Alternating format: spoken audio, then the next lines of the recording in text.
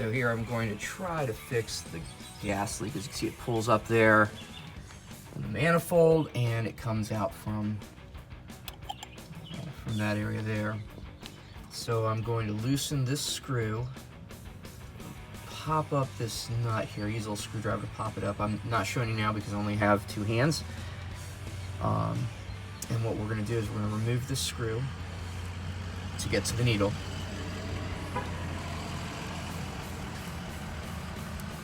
So this will come out all the way.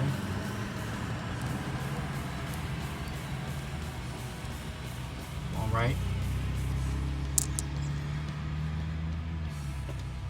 And that nut will pop out here. And if you look, you've got kind of, see the flat groove there? That fits right over the needle. So we'll want to count these threads and what position that lines up as. So if you look closely, mine is, I'm counting here, 1, 2, 3, 4. The 5th one is right even with the thing. And that's at, let's call that, oh, let's say 10 o'clock. 10 o'clock right there. So let's see how this works out. Here is my needle.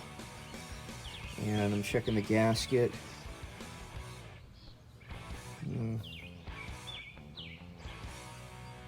It's not too bad. This is a Holley 0.11 here.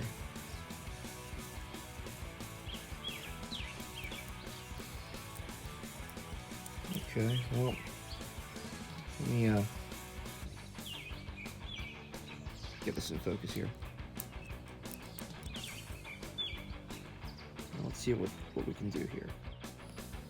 And everything is running smoothly here now. As you can see, the fuel pressure is working well. It's the right pulsing you should get from a carburetor. And in the sight glass, we're no longer flooding, so that bowl is at the appropriate level of fuel. Normally you would want to see the fuel only at the bottom to the lower part of that sight glass. So the carburetor is no longer leaking. Not bad. Finally,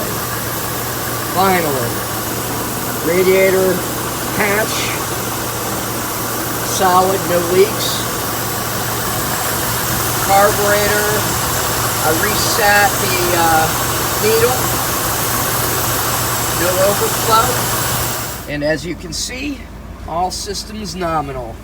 Great idle speed. Temperature has not budged above 190.